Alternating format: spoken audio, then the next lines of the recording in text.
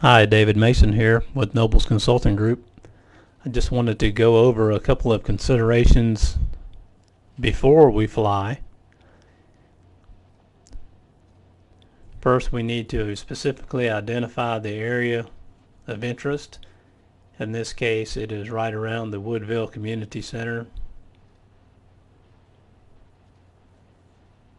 We need to take into account how close we are to an airport, how high it is necessary for us to fly to capture the data that we are interested in, the openness of the area for establishment of ground control points,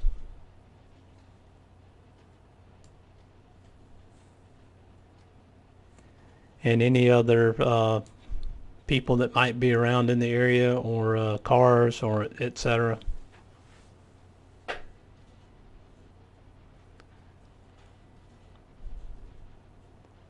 So before we can come out here and fly this, those are some of the things that we need to take into account.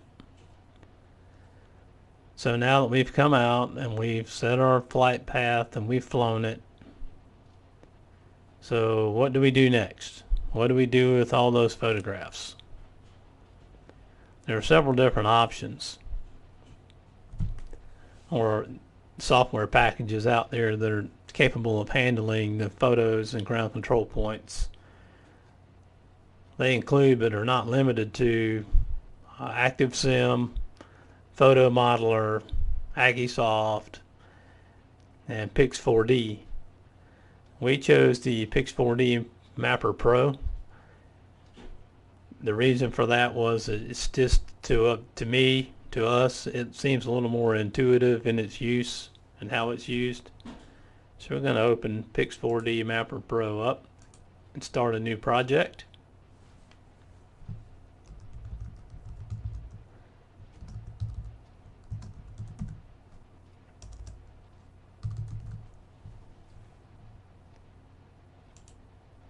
Then we add our images. I have already gone through and selected the images that I wanted to use. We'll load those up.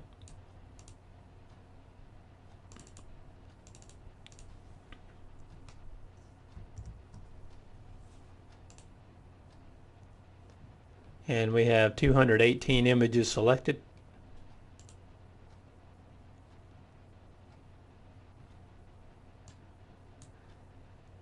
This shows our image coordinate system.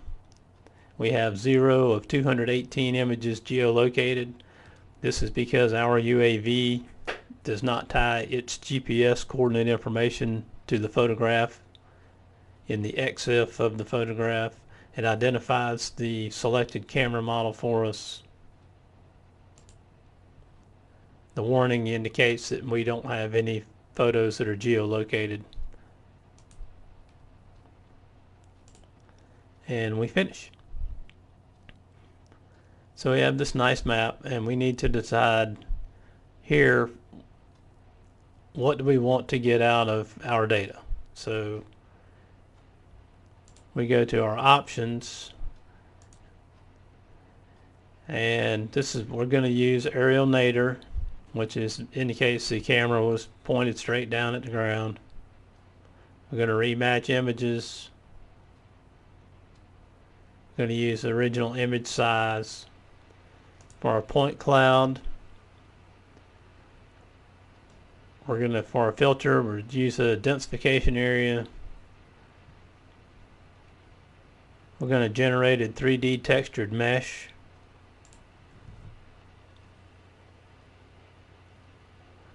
With a maximum number of 1,000,000 triangles. We can output an LAS file, an LAZ file, a PLY file, or XYZ. For a 3D textured mesh, we can output a PLY, an object file, or a 3DF file. We chose the 3DF in the LAS. And for the digital surface model and ortho mosaic, we're going to use a little noise filtering. We're going to use surface smoothing. We're going to create a geotiff with the tiles that are merged. Some additional outputs include contour lines that could be output in shape, PDF, or DXF format. So those are the output options that we have selected.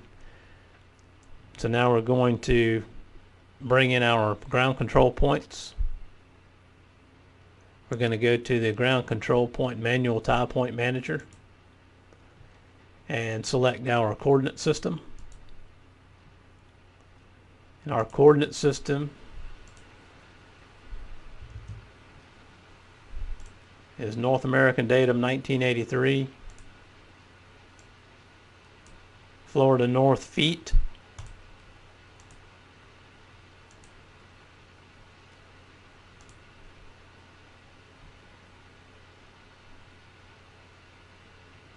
and now we're going to import our ground control points in a YXZ format.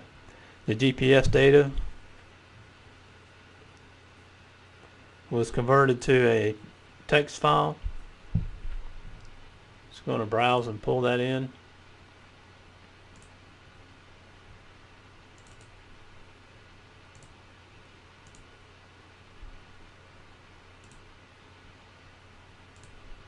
And this takes us into, kind of zooms in on the area of interest and identifies where the ground control points are. This is ground control point 3, 4, 5, 6, 7, 8, 9, and 10.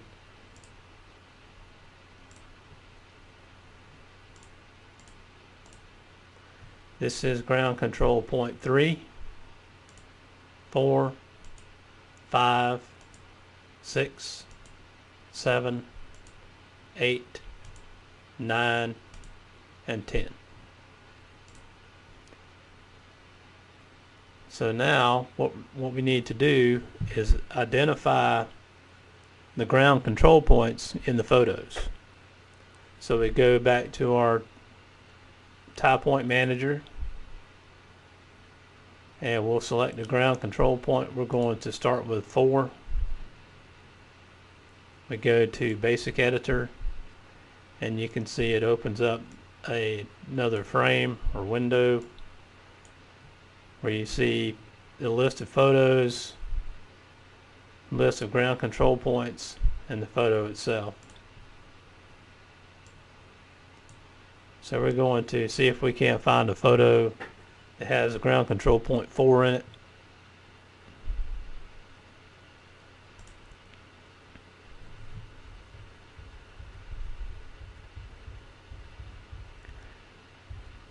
We'll scroll through the photos. This pretty much follows the flight path of the UAV.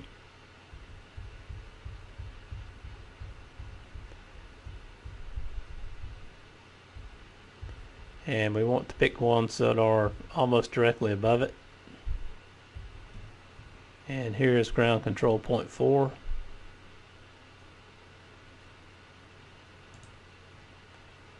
So we selected the center.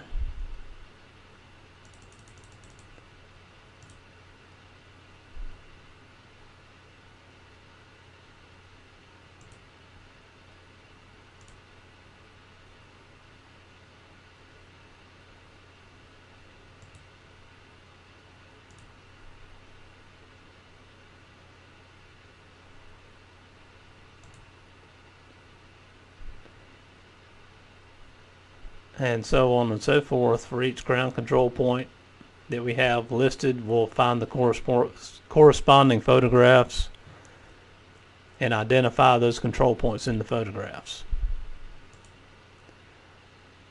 You can see that the red crosses are still there, but we have one blue one. The blue one is the one that we have identified photos in. Now to expedite the matter here, we're going to open up an existing file of the site that's already been processed. As you can see here now that all the ground control points are blue, which indicates that they have been identified in corresponding photographs.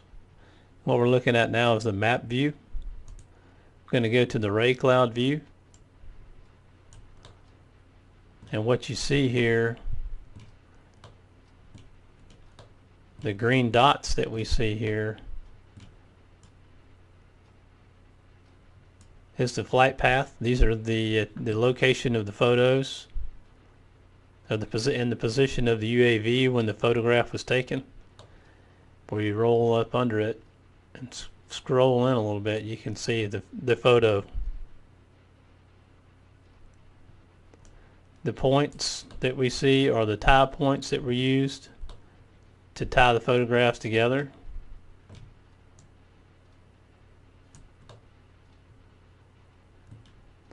We're going to turn those off.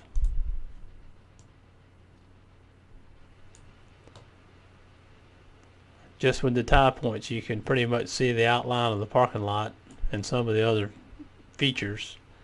So from here, we're going to turn on the densified point cloud that was created.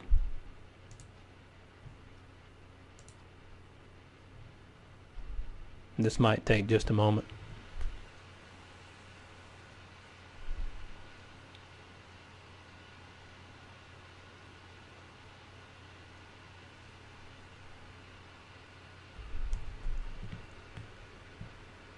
So now we have our point cloud loaded.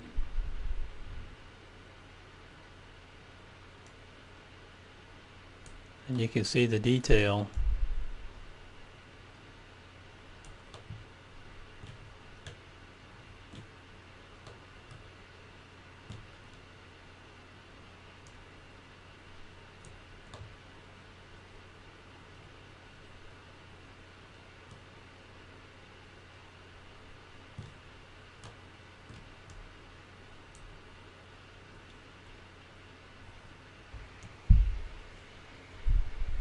So now that we have the point cloud loaded, you can see the detail that we have from the point cloud.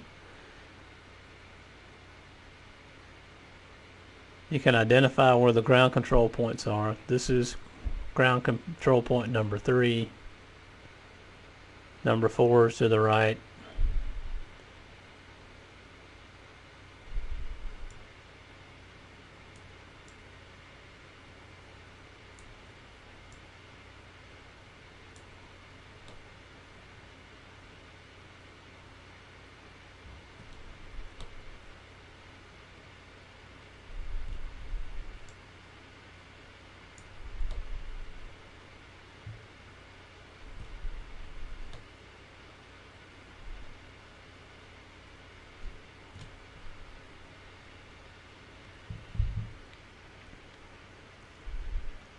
We also have, you can information about each point that you would like to pick. Say we'll select a point at the end of the line, the stripe, and it identifies where you selected in the photos and gives a coordinate and elevation and the number of images this particular point was visible from.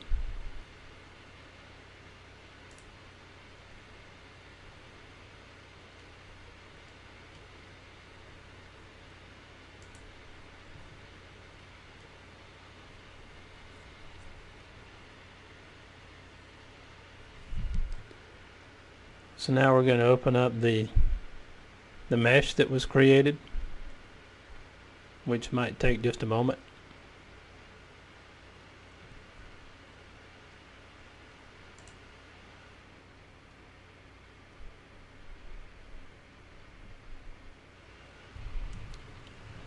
Okay, now our 3D mesh has been created, or loaded, excuse me.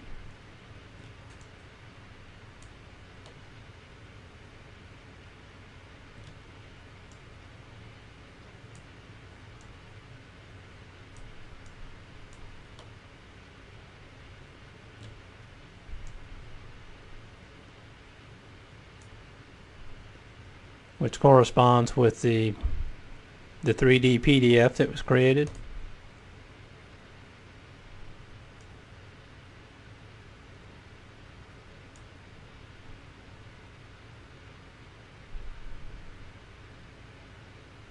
And one of the other outputs is the ortho mosaic, which we will open up in ArcMap.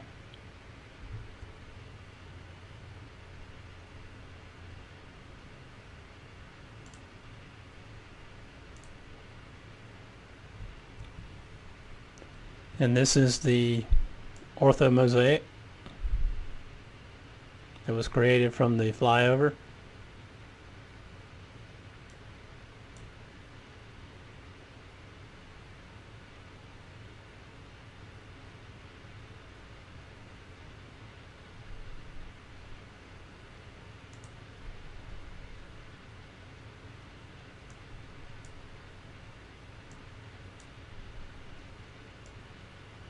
You can see our ground control points.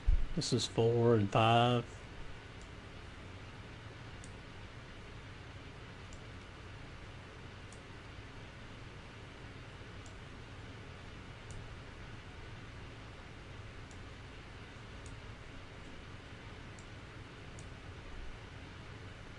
And that pretty much sums up the processing. One thing to keep in mind that in processing the photos, it takes that particular amount of photos. It took about 4 hours for the software to stitch all the photos together and create the outputs.